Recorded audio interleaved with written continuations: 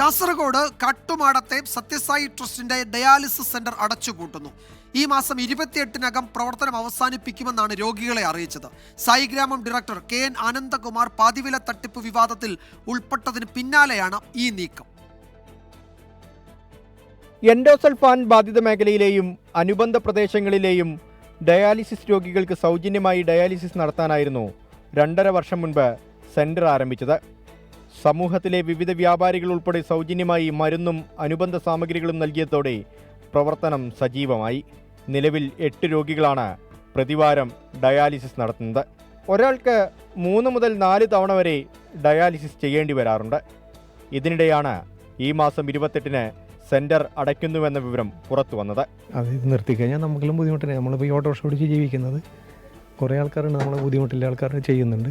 ഇത് പെട്ടെന്ന് നിർത്തിക്കുമ്പോൾ നമുക്കിവിടെ കിട്ടുന്നില്ല. ഇനിയിപ്പോൾ 10-20 കിലോമീറ്റർ മാറിയിട്ട് കാഞ്ഞങ്ങാട് നമുക്ക് കിട്ടുന്നത്. പോകുമ്പോൾ ഒരു 1,000-1,500 രൂപ ചിലവുണ്ട് നമുക്കത്. ഇതിപ്പോൾ താങ്ങാൻ ബുദ്ധിമുട്ടാണ് ഇവർ നിർത്തുന്നത് പറയുമ്പോൾ ചെയ്യാൻ പറ്റുക. പിന്നെ ഇത് സർക്കാർ പോലും ചെയ്യാത്ത കാര്യങ്ങളാണ് ഇവർ ചെയ്തൊന്നുണ്ടായത്. സ്വകാര്യ മേഖലയിൽ ഒരു തവണ ഡയാലിസിസ് നടത്തണമെങ്കിൽ 5,000 മുതൽ 8,000 രൂപ വരെ ചെലവ് വരും. ആഴ്ചയിൽ 4 തവണ വരെ ചെയ്യേണ്ടി വരുന്നവർക്ക് ഇത് കടുത്ത സാമ്പത്തിക ബാധ്യതയുണ്ടാക്കും. പ്രദേശത്ത് എൻഡോസൾഫാൻ ദുരിതബാധിതർക്കായി ആരംഭിച്ച തയ്യൽ പരിശീലന കേന്ദ്രം നേരത്തെ അടച്ചുപൂട്ടുകയും ആംബുലൻസ് ഒഴിവാക്കുകയും ചെയ്തിരുന്നു. പാതിവില തട്ടിപ്പിൽ ട്രസ്റ്റ് ഡയറക്ടർ KN ആനന്ദകുമാർ പ്രതി ചേർക്കപ്പെട്ടതിന് പിന്നാലെയാണ് തിരക്ക് പിടിച്ചുള്ള അടച്ചുപൂട്ടൽ. 24 കാസർഗോഡ്.